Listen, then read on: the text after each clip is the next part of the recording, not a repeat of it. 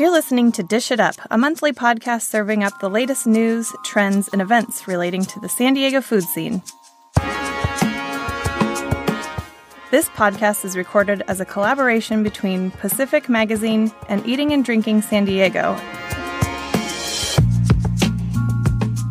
I'm here with Hanis Cavin. He's the owner, with his wife Sarah, of Carnitas Snack Shack. 3 locations right now. There's one in North Park, the original location, Embarcadero, and there's a small little pigsty at Petco Park. Ooh, I've never thought of it that way. I like how you named it. The pigsty. How are you? Real good, thank you. What are you up to these days? I'm trying to just really work on some new menu items. Petco Park was a challenge last year, and I'm working on making it not such a challenge. What were the challenges? With staff and training there, the turnover there, as we all experience, happens, but at such a level at Petco that it really was hard to have consistent employees that understood the process. Are they your employees? Or? No, they're Delaware North. Delaware North hires them, you train them? Yes. Got it. And then hopefully Delaware North oversees it during the year. That's part of how it works, is they manage. So I figured out what was hard and make it easier. How long have you been cooking? 29 years. So since you were 3? Yeah. Thank you, buddy. What was your first gig in San Diego? My first gig in San Diego was at a place up in Solana Beach called Sandy's. If anyone remembers it, it was a little bar and grill, and we're like home of the, what was it? The shark sandwich. And it was grilled shark and a couple other toppings, and that was my first time ever. So you're a native? Yeah, born and raised. Wow, I didn't know that. What did you do right before Snack Shack? I was the executive chef of Kensington Grill. I think that's where I first had your food. That was, I spent 8 years in total there, which is, a good clip for a chef. Yeah, why did you decide at that point that you needed to move on and open up your own? Partly, I think it was, I have reached a goal, and my goal was to, be the top of my game, and I truly was. I had won Chef of the Year in 2009 from the California Restaurant Association, so I had a lot of kind of press behind me, and just seeing that I could only go so far with the restaurant, and wanting to do something else. And you opened Carnitas Snack Shack when? 2010. What were the biggest challenges of opening up in that little it's like what? 450 square feet. All in. And that's with an ADA bathroom as well. Wow. Yeah, it's just it's taking 100 feet of that. It's about as big as a food truck. Yes, the inside. correct. The kitchen is for sure. Yeah. And then what were some of the biggest challenges of opening up that place? Well, the biggest in the beginning was financing. You learn early on that a contractor or a subcontractor says it'll cost this much, and it always costs more. Double. Double at some times. And when it's self-financed, it was really tough. I mean, we would get credit cards, and you could only take out so much each week. So each week we could only get so much work done because we could only withdraw, say, $2,000. So we could get $2,000 worth of work done. Have to wait a week. So it was a challenge. And, we really were blessed by meeting a company called Axion, that they will fund you once you've been turned down by a bank. Right. That's a local organization. Yeah, of small really businesses. good. It's and they go after the people that have been denied. Right. That it's the interest is a little high that you pay back, but not credit card high. Right. And it allowed us actually that final little jump to get open. And you were well received from the get-go at Carnitas Snack Shack.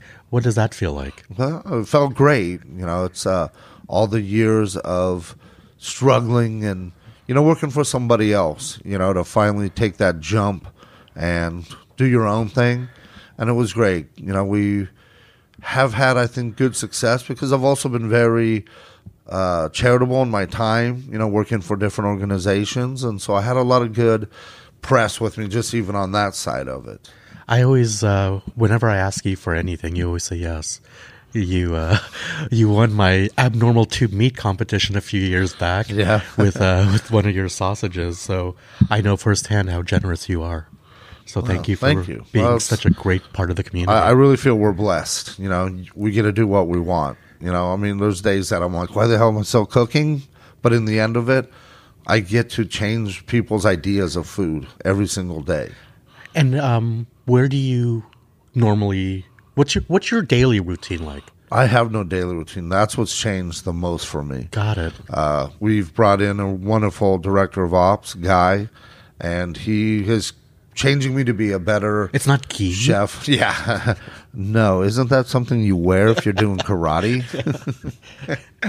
And so he's educating me and giving me knowledge of how to be a better owner, a better chef and overseer of it, and not be so controlling and trying to work the line. Because, when you have 3 locations, it's kind of difficult to oversee everything like you did the original one. You know, and it's tough. I like to think I'm Superman, but the reality is I'm not. You're Batman. And so to figure out how to be better at it. And so my daily routine is sometimes it's all meetings, sometimes it's R&D. Sometimes, I just go around and snack at different restaurants and try to get ideas. Right. When you opened up your restaurant, you came up with this name, Carnitas Snack Shack. Tell us about that name. Well, we had a neighbor, Martin Lindsay, that was really instrumental in all of our brainstorming. And we had our little mini pig already, Carnitas, and then when we found the spot, it kind of seemed to be a shack, and one night just sitting around a fire, it all came together. The logo, the name. It's such an amazing place. It's 90% of it is outside with your 400 square feet for your kitchen being the only thing that's indoor. You've actually taken over that whole property over Well, it was a driveway before, and it got scary with people waiting for the food and cars driving, crazy through the parking lot. Yeah, of course. That's when we had to make that decision. And we needed more seats. Never a bad thing. Your second location in Del Mar, tell us about that. Well, that was the we've made it, we're successful. What's our next step? And it was a beautiful spot and a really very incredibly busy mall, I guess, strip mall up in the Del Mar Highlands. And we were open to really great reviews and stayed really busy for a while. And then unfortunately, I think the lack of our service, because we're a fast casual, I think is what Del Mar is missing, but it's also they're not ready for it maybe. They like the full service. What was more difficult, opening that first location or closing Del Mar? Closing, because you never want to feel that you didn't give your best, and it's accepting defeat. I mean, when you close, but the reality is we're so much better for it. We're less tension amongst the partners. Our meetings are a lot more positive. We outlook for the future as opposed to trying to how do you stop a bleeding, business, and that's what Del Mar became. And it's such a shame because there's so many excellent elements there of what we do. And it allowed me, I came up with a really awesome veggie burger up there. So we even came up with some items that we're using now to try to fit that market. And that market it's still one that needs to be cracked. It's still a challenge. Only Malarkey has made it up there. Yeah, right. Matt Gordon opened up Sea and Smoke. Yeah, which also closed. And it was probably, every meal there was amazing. So it wasn't a lack of talent and quality coming out of that kitchen. What's going on in Del Mar? How come? Is it health conscious? Is it? It could be the health conscious, and there's definitely a lot of families up there. So it has to really kind of, I think, connect with the family vibe and atmosphere. And I don't know. When you open a pork restaurant in a beach community, highly Hebrew community, we don't always succeed, but I can't change everyone. Right. Shortly after you closed Del Mar, you announced that you were going to open the Embarcadero. How did that come about? Well, that was really almost a year in the making of that, of just even getting there, submitting plans, business proposals. The port's no joke. That's your landlord.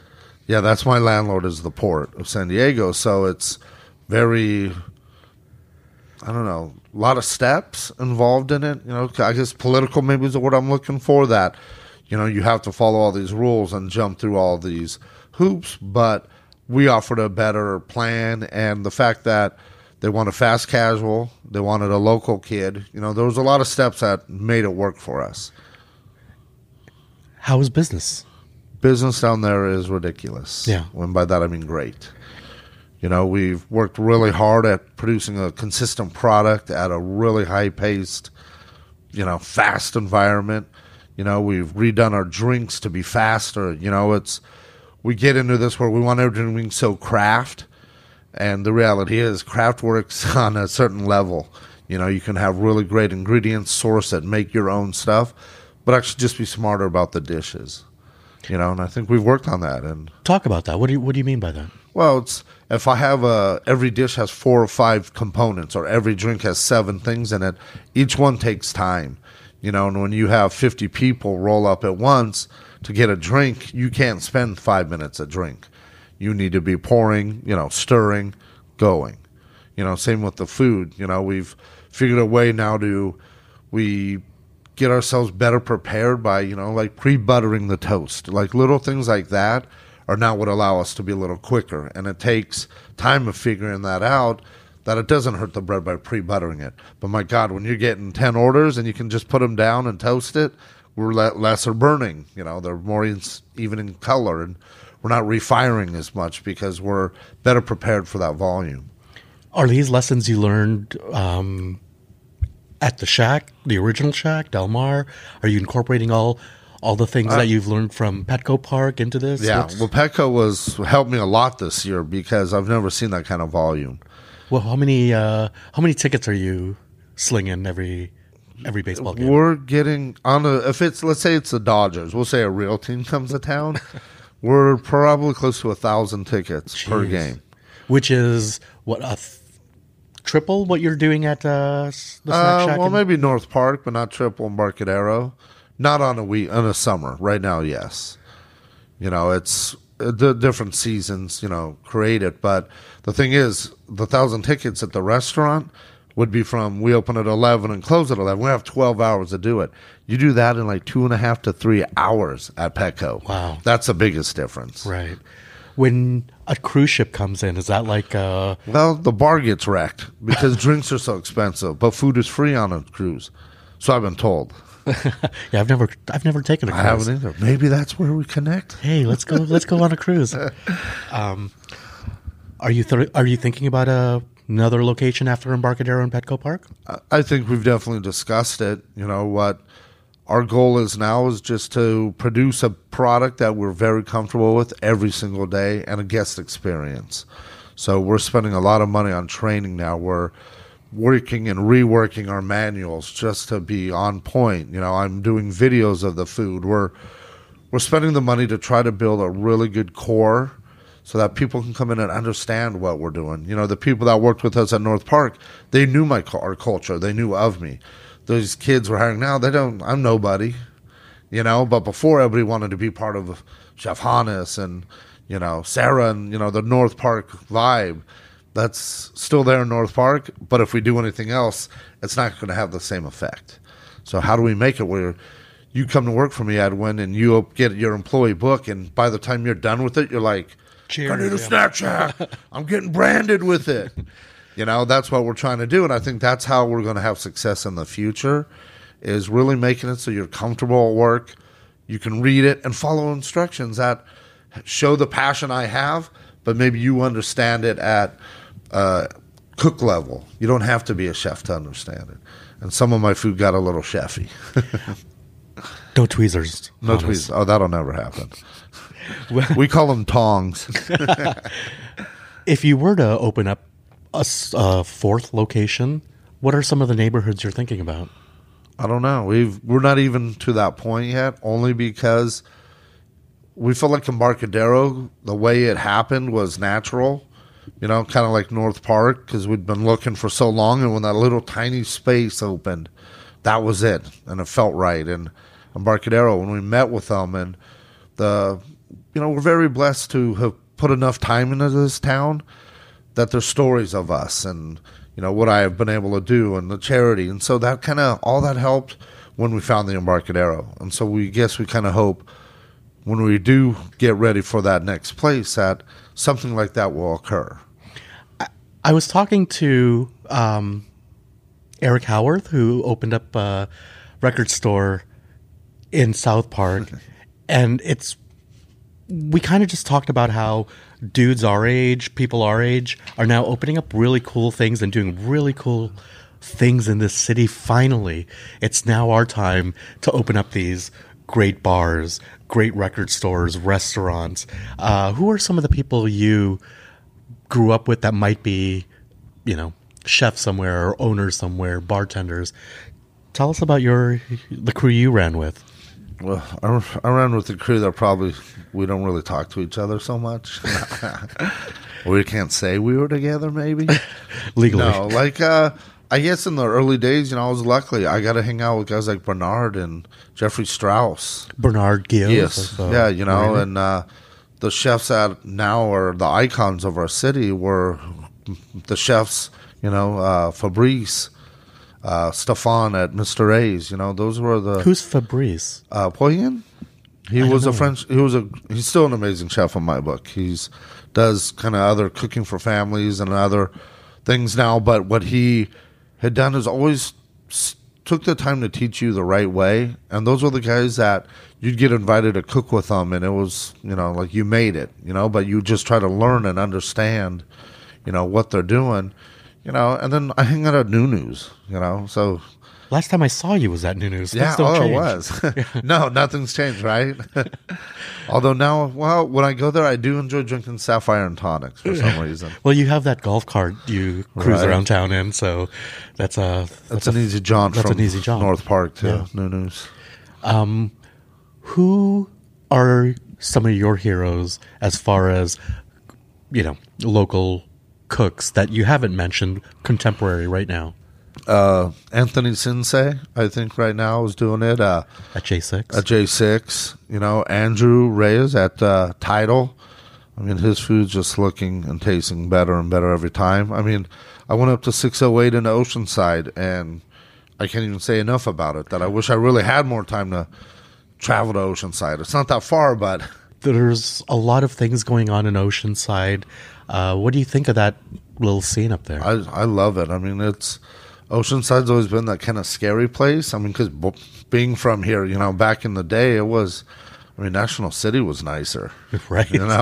And look what National City did. It's kind of done the same thing. The parks have stayed beautiful, a lot of the old homes restored, and new life going into it. And I think that's what Oceanside's getting, is a new life. And maybe it's not so military. Maybe that's kind of what's changed, that there's actually families and homes, and there's a proud community up there, and they all support each other. It reminds me of where North Park was when you probably first opened, where the Matt Gordons of the world would go. You'd see him at Toro, you'd come through, and you'd get coffee at Calabria. Everyone kind of just supported each other and name dropped these places where they were going. And I think that's what I see in Oceanside, what makes me excited about Oceanside. That's really great. Yeah. I can see it for sure, just from what's going in there and the level that's going in. Like, even look at Campfire. I mean, it made me think about vegetables. Right. Damn you. As you're wearing a Vegan Gone Bad shirt. Right.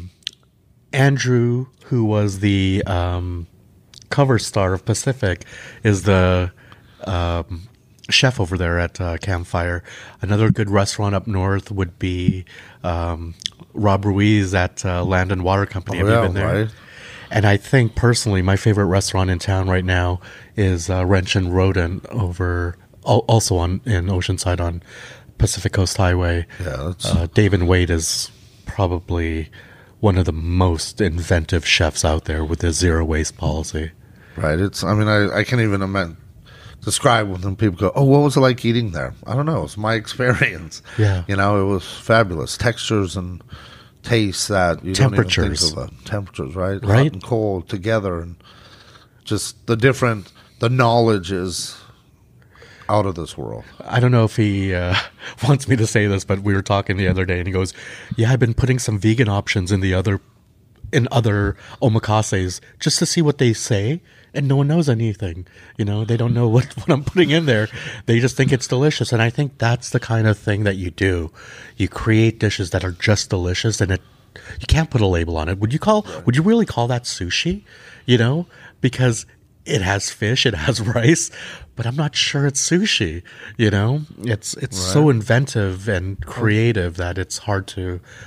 Right, but I think you described it best. It's delicious. It's just delicious. You know, and when it comes out, it's obviously, you know, IG totally everything up there, you know. Right. You and Sarah have owned this place. What are the difficulties of being a husband and wife owning a restaurant? Oh, shit. No. I think it is. Part of it is but luckily we have a partner now, Mike Denorsha from Sweet 100. So we're equal partners in the company. Just the three of you? Yes, just the three of us. Well, we actually had a fourth that's has a percentage but no say. But the three of us, really, it's come down to kind of Mike and I on the daily basis, and that's why we hired Guy, the director of ops. He really sees what needs to be done, and kind of Mike and I fill in where we need to fill in. You know, Mike oversees the entire company. But as far as the husband and wife goes, I think not only is that tough, I'm chef, she's front of the house. So you have a battle there inherently. And then you do try to go home and be friends after you just battled all day about how the food's not going out hot enough. You're not cleaning the tables. I didn't salt enough. You know, I could go back and forth, but it makes you realize that is probably the hardest thing. You know, I think if I was married and not working with her, it would be way better. I'm always right. I'm sorry. In my mind. Love you, Sarah. What are your favorite restaurants around town? Let's say for breakfast, where would you go for breakfast? Well, I mean, I'm weird. I have different things. I mean, I really love Great Maple, but I love Chilaquiles. There's Casino 35, just not too far from here. I mean, the meats are always great. The sauces, they cook the eggs right. The coffee's strong. What do you look for in a restaurant? What makes you go, okay, this is a good place? Is it the service, ambiance, food? What is it? I think I'm more on the food. You know, I guess long time ago being a chef with ADD that I realized that servers are only going to be as good as they want. You know, that's why Mr. A's has a level above it. You know, so if I go to a place now and I get my coffee refilled once, you know what? I'm happy. You know, that's kind of what I've come to expect. So if it's a little better, my eyes open a little more. You know, because I generally go just for the food. Like, I want a burger. I'll go to Boll Weevil, you know, because that's what I grew up with. Service is never going to be great, but I know what I'm getting. You're getting that platter of condiments. Oh, right. Mayo on everything, or their secret sauce. Or their secret sauce. Dip my fries in there. You know, I guess I look for what I'm in the mood for. You know, it's I drive all the way to IB to a little cafe called Jalisco for pozole. I really like that place. You know, but so that's like, I'd go there just for that. That's all I eat. I get that and then I leave, you know. This is part of the reason why I like really tight, concise menus is you just look at it, there's 15, 20 things, and that's it. Your chances of going bad are that much less reduced, you know, because you go somewhere with 100 things on the menu between lunch and dinner. How can you do it? How can you do it? How can you stock that? How do you know as a diner what's good? Right. You know, so when you go to a restaurant and there's 15 things on the menu, like at the Balboa, for instance, you know, it's all burgers. Like 9 things? Yeah, it's all burgers, and they have a salad. And our mutual friend Nate Sirocco, our mutual friend Nate Sirocco is the one who gets the salad there more than anyone I know. With some pastrami on top, I'm sure. Late night, where are we eating? Well, that's funny. If I'm craving something good, you know, I've had nothing but great experiences at the Red Fox. I used to be an Albies guy. Sad, but I found the Red Fox is good for like a steak and just a nice late night. I've been venturing to the Turf Club a lot lately, with my little group of chefs that we're hanging with now, and it's just so fun there. A dirty martini there and a ribeye for $20. Bro, you're cooking all day and then you're going to cook at night too? Right, but then I know it's right. Again, I feel like I should be a partner in Kalima's because it's in every interview. But I do love that place. What's a perfect dish to you? Wow. A perfect dish. It's funny what comes into my mind when you say that. I think it's really goes for me is texture. Like when you can have like a sauce, something maybe crunchy, and then something floral maybe even, and maybe the floral is more of scent than really taste or texture. But when you swallow something and there's so much going on that it makes you want another bite right away. Whether it be, a crispy potato with some shredded pork, or a sabayon with the oyster and caviar. There's so much going on that you shut down your normal thought and you're only thinking about what you just tasted. And there's not things because sometimes we're always eating. Right, but when I stop and the texture and all that is right, it's what I think of. There's a few chefs out there. Chris Osborne is one of them, where I don't know if you've cooked with Chris, but when I eat some of Chris's food, it makes me think differently of that food. Yeah, it's just a crab, but it makes me think differently of that crab. Right. And that's, I think, the mark of a truly inventive chef is when you go beyond what you're thinking of as far as the ingredient, and it shapes how you think about food in general. I think initially when you started out at Carnitas Snack Shack, one of the things I appreciated, because it was in that era where Jay Porter was in North Park, right. And, his restaurant was one of the most expensive places, and it was taking this, food to table and sourcing right, but it was applying it to a restaurant, but then it was charging you triple what it should have been. You came in with kind of the same philosophy, and you were very much an affordable place that you could go 2 or 3 times a week. What are the difficulties of sourcing that way? Well, the difficulties in that are finding consistency, because a lot of times they are from smaller entities, smaller farms, and there's only so much volume you can do. And that was my biggest challenge, but also finding places, because we were really looked at in the beginning, like you said, because of Jay. People were wanted to know, where's your burger coming from? Where's this? They still do to this day. And we keep a list of all of our farmers and that. And what I had to really realize is that I had to get smarter about sourcing responsible, where everybody was such on the local aspect of it. And we still buy like our tomatoes, avocado, whatever's around, we still do. But the pork we were getting from California, we were in a drought. It wasn't smart because they were being shipped all over to different processing. That I found a farm in Nebraska that the animals lived on the same property where the food was grown. And then the furthest drive from the farm away from the processing plant was 45 minutes. So the animals never were under stress or pressure. It was a lot of things that I've come to learn, and that to me was better sourcing than trying to say I got it from California in a drought-ridden state. They were driving cars all over the state, it ate here, it processed here, it was chopped up here, it was shipped here. Where the place in Nebraska, it all was done in one central location. I think people get hung up on being local, sourcing the provenance of something, when actually, if someone does something wonderful, utilize it. Whether it's charcuterie or, like you said, a pig farm. Yeah, and that's how you have to look at it. There's places like we're lucky, like Dave can use, and Juan Carlos down at Ceviche House. Those are the dudes that you see all the time at the fisherman's market and the wharf. That's really our biggest local, resource. Yeah. So that makes sense for somebody like them to always say, I'm buying local, not, trying to buy my tuna from the East Coast. I have tuna here, and then the farms that they use, that are here that can provide for a place that uses intricate and smaller amounts. They don't have the volume as you either. That's part of it. What really had to change for us, and where I had to stop stressing so much on, if it's not from San Diego or 100 miles, I can't do it. But the reality is, I'd rather serve you a better product that has to come from, 300 miles away than give you something that's just not right because it's, 50 miles. That goes with beer too, right? 1,000%. Some beers are,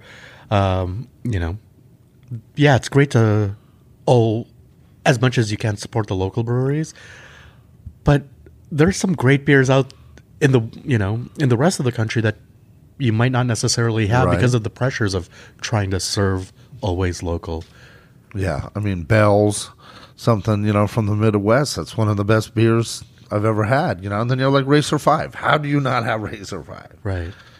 The other thing is, up until recently, a lot of our beers were IPA heavy, and that doesn't necessarily go with food all the time. Like, I don't like having Japanese food and IPAs. It just doesn't pair up for me. No, I want something dry, like an Asahi. Yeah, and there's no shame in an Asahi or a Sapporo at a sushi joint. No, I think it's appropriate. Yeah. Some warm sake, cold sake, any sake. Where would you like to see San Diego in like 5 years? Well, I would like to see us, what we're doing now is building a great culinary community. I think it's stronger than ever because of people like you that help put us together. I kind of met, at Biga through you because of our kind of knowing. So when we saw each other, we felt like we already knew each other. And I think if we keep doing that and supporting each other and get it so that restaurant owners, and I'm one of them, I know there's budgets and expenses, but that we truly take care of our chefs. That we don't make you a chef because the chef left and you're a cook that's been there 5 years. I see less and less of that we're truly representing the chefs or the kitchen managers even. That we keep them in charge of the food so that we have an elevated level and that in 5 years we're all on the same page. That people are really trying to help each other and be part of a community of food, which I think we're better when I meet people like this guy, Paulie, that's now down at the Nest in Chula.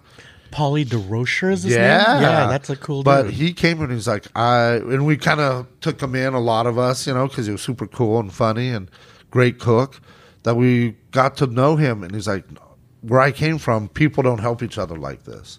And it made me feel really good that San Diego has something that the outsiders don't know yet. Because there's no reason he wouldn't. It's not like it's advertised, but so he's here having a great experience, being enveloped into our food world. And if we can do that to everybody, people are going to stay, and everyone's going to try a little harder, and then be known as that. Maybe we always will be a farm city or, military or, coastal. But as long as we keep true to our food and what you believe in, if you know how to cook Chinese food, then cook it. Right. And I think that's happening too. There's not the fusion crud going on so much that you go in and go, I want a burger, but now he's put pineapple on it. It's confusion. I think a lot of that has to deal with the environment and the collaborative spirit that brewers have instilled in San Diego. So I belong to some beer groups, and someone will go, hey, I need 50 pounds of this malt or this barley or this hop. And next thing you know, people are like, yeah, here you go. Here's 50 pounds. Make sure you just get me on the next time. Pay you back on Friday, dude. Right? And so how many industries in San Diego have that kind of spirit? Probably none. But now it's infiltrating and, making its way to the food world. And I think it's only benefiting guys like you who have this, very generous spirit that you attract the people that want to work like that. Yeah, and it's getting better. I mean, I've been cooking here almost the whole time, except for the couple of years I spent in Nantucket when I went to culinary school. Other than that, it's all been San Diego, and to see how it's going. I mean, even the fact that the top of the market has a great chef tells you the level. Even maybe that's a San Diego chain, we'll call it, but even then the level is up. It's just not left to be. There's so much more love into what we're doing, and I think it's the sharing and helping. I'm trying to find what our style is, Yeah, I wish I could tell you, because I almost want to say it's south of the border, but it's not anymore. It's using ingredients that maybe were here once, so it is, fresh. I guess is that our style? Fresh? Okay, so what are some of the things that San Diego does really well? Beer, seafood, organic produce. Somewhere in that 3-4 industries, I think, is where we're going to develop a style that is unique to this place and time. We're not going to be New York. We're not going to be LA even. And LA is just an hour and a half, 2 hours away on a good day. But we're so vastly different. Is it because of the turnover? I don't know. I think part of it is that. And it really is tough if you're a young cook to afford to live here. So that's our challenge that we're coming up with now. With minimum wage and the changes in law and taxes and what you can pay, what you could claim, are really going to decide our future of cooks. Because can you really live here for $15, $16 an hour? Which to me is like, what? When I was a cook, I made $8. Then I became a chef. And then you made $9. Yeah, then I made $9. Exactly. Well, actually made less if you figure out the hours work. Right. But I think that's we're going to have to be good to our staffs and let people know that if there is and I don't know if I'm for this yet. I'm not advocating like a 3% charge or 5% on the bottom of the menu to help oversee the costs. But something's going to have to be done, because we can't keep raising our prices. You don't want to pay, we got that breakfast jack. Now it's $1.29. It used to be 99 cents. So what I'm going to have to do is start raising, it goes across the level. Then you go to Mr. A's and it's $100 steaks to start. No, I want a $50 steak. Right. That's why we go to Turf Club. And we can get 2. Or my new favorite, the Longhorn out on Mission Gorge and Friars. Love that place. $12 for an 8-ounce top sirloin. Yeah. Yes, please. And what's great about that place is I have a 10-year-old, going to be 11 in a few days, but I have this 11-year-old who, likes burgers. And I like to take him there, and he feels like he's, John Wayne or something, going to the arcade. It's a really cool place. It's been there for, 50 years or something. But see, that's what we have. That's what I love. Yeah, and then we have, Born and Raised. Yeah. Have you been to Born and Raised? Yeah, I went with Chad. Chad White? Chad White for his birthday, and I still talk about it every day. Chad White is in where? Spokane? Spokane. Yeah, Spokane. Whatever, maybe Spokane. Spokane. Cold and dreary. Couple of last things. Any of your friends opening up spots? Anything we should look for? Well, yeah, these couple knuckleheads I know, Brandon Zanovich and Mario, they're opening a place called The Friendly on 30th, right next to Fall Brewing. It'll be a pizza, and I think Brandon wants to dabble in some real food, some entrees, non-Italian. Yeah, he swears he can cook or something. Yeah, right? I know. I'm still questioning it. But I've had some good stuff. Yeah. He was at Beerfish. He'd always treat me proper when he was there. Right? No, he did. He's a great guy. Yeah. After all these years, it's great to see some people that have worked for, other people as I did, reaching out on their own. It's a big risk. Because I've known him because he used to work for Luigi. And that's when I first met him. So now he went from Luigi to Mario. Right. That's so funny. That's funny, right?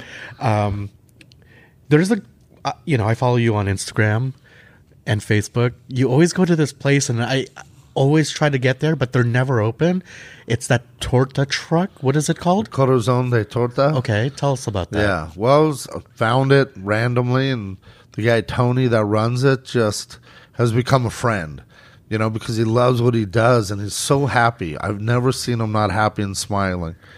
And he does a vegan dish that I can't get enough of, a taco with cauliflower, mole, and toasted peanuts. That's all I get there sometimes. So it's stationary. I always see it at the same place. But when does it open? Well, I think now more. But he also does like Saturday nights at Fall. I think he does Friday nights down at Bar Sin Nombre and Three Punks and Chula. Yes, I have seen him down there. That's where I ate last. Was down there, so he's out. It's just really good food that's different. We've eaten so many tacos, tortas, burritos. So when you have something that's you understand what he's doing, but it's at a different level, you appreciate it.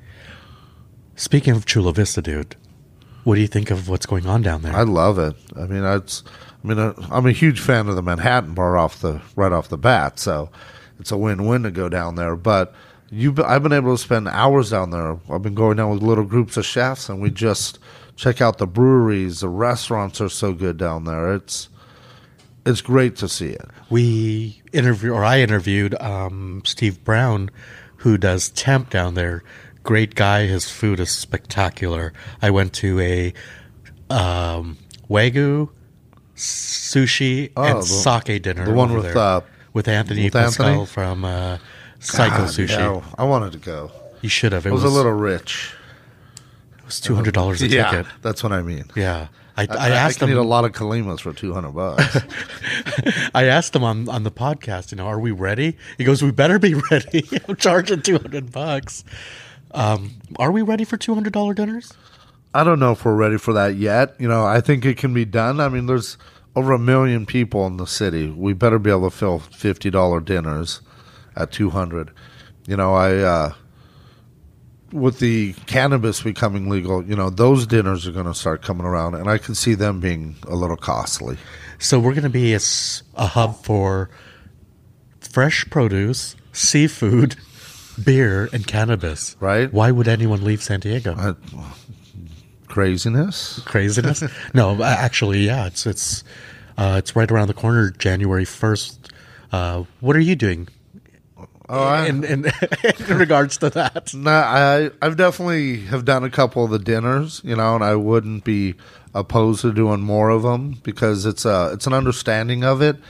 And as a wine dinner, you can truly lead your diners through an experience. Do you use oils? It's a lot of oils, the flour. Nowadays they're making tinctures out of it, so you can use it actually as your vinegar base with it if you want to do a vinaigrette, and then use regular oil so you can control the milligrams. Chocolates are out, and you shave chocolates that are medicated over things. I have an affinity for edibles. So we're very curious about these dinners. I'm going to have to hit up one of yours. So Hanis, we're coming up at the end of this podcast. Tell us how to follow you, where, addresses. What do we need to know? I don't know. That's why Katie's here. Katie, jump on here real quick. Over. I'll scoot. You can follow Carnitas Snack Shack on Facebook, Twitter, Instagram at Carnitas Snacks, and you can follow Hanis at Chef Hanis.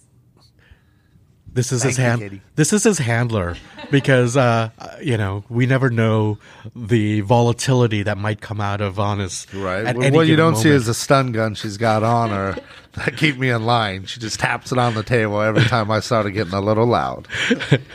Thank you for coming on this podcast. I'm stoked to have been here. Thank you. And is there anything you want to plug? Any dinners? Any there's.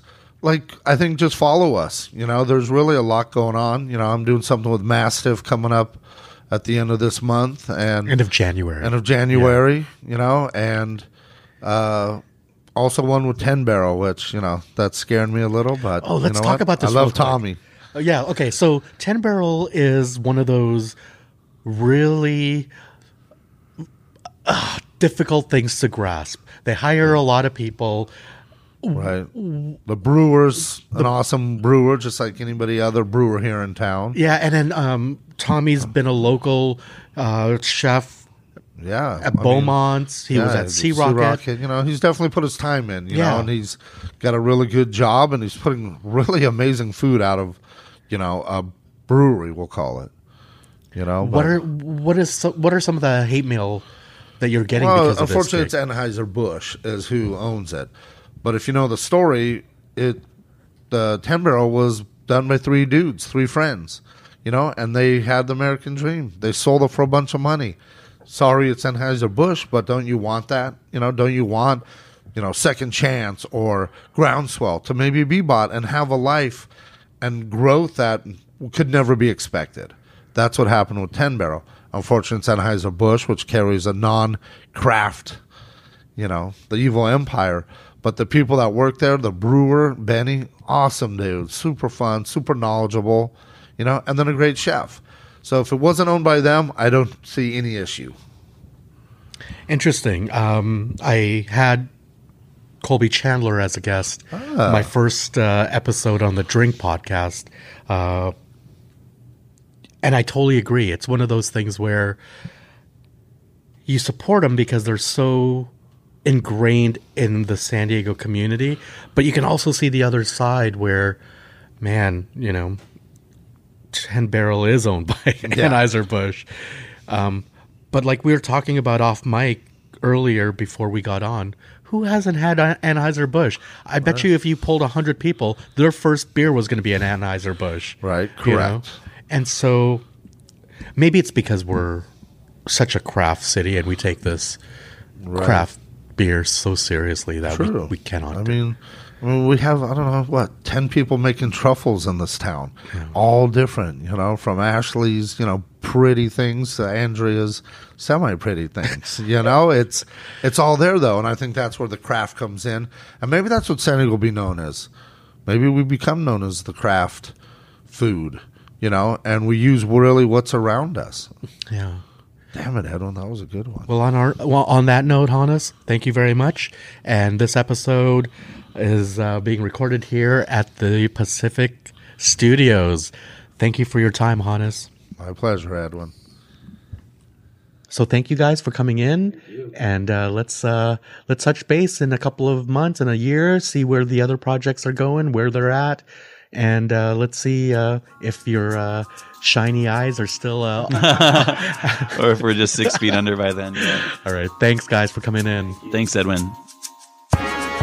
If you want to continue the conversation, be sure to check the EDSD group on Facebook and head to pacificsandiego.com for updates on restaurant openings, new menus, chef profiles, and food-forward events. Hey San Diego, I'm Leslie Hackett, Editor-in-Chief at Pacific Magazine, and I'm here to bring you a roundup of food events to watch out for in San Diego through the beginning of February. Go hog wild at the second annual Biga Hog Roast. The event features multiple local chefs and a Modern Times beer brewery takeover, and is a kickoff to San Diego's Farm to Fork Week, which takes place from January 14th through the 21st. Tickets are $45 in advance, $50 at the door, and include food and one drink. They can be found at brownpapertickets.com. Head to East Village on January 18th, where Carnitas Snack Shack's Hanis Cavin will join Chef Tommy Fraioli of 10 Barrel Brewing for the Brew Pub's first ever collaboration beer dinner. The dinner is $70 for 5 courses. Tickets are available on eventbrite.com by searching Carnitas Snack Shack and 10 Barrel Brewing Collaboration Beer Dinner. Party like an animal during the January 20th Winter Brewmaster Dinner at the San Diego Zoo featuring Fall Brewing Company. The event kicks off with an animal ambassador reception before Chef Charles Bucas of Albert's at the Zoo presents his 4-course meal, accompanied by beer pairings from Fall Brewing. Tickets for the event are available at tickets.sandiegozoo.org. Roll up your sleeves for some DIY during the Winter Kimchi Workshop on January 20th at Wild Willow Farm. Learn about the benefits of eating fermented foods, taste a variety of fermented kimchis, and make a batch of spicy kimchi to take home and ferment yourself. Learn more about the event at fermentersclub.com/events. Finally, finish out the first month of 2018 by dining around the county during San Diego Restaurant Week from January 21st through 28th. More than 180 restaurants will offer multi-course lunch and dinner menus ranging from $10 to $50. If there's a food event worth filling San Diegans' calendars, let me know. Drop an email to leslie@pacificsandiego.com and be sure to check out pacificsandiego.com for more cool events to keep you busy all year long. Thank you for listening to Dish It Up, a collaboration between Pacific Magazine and Facebook group Eating and Drinking San Diego. Craving more? Be sure to sign up for this podcast and our Drink Forward podcast, Kiss My Glass, which hits airwaves on the fourth Monday of the month. Find us at SoundCloud or on iTunes.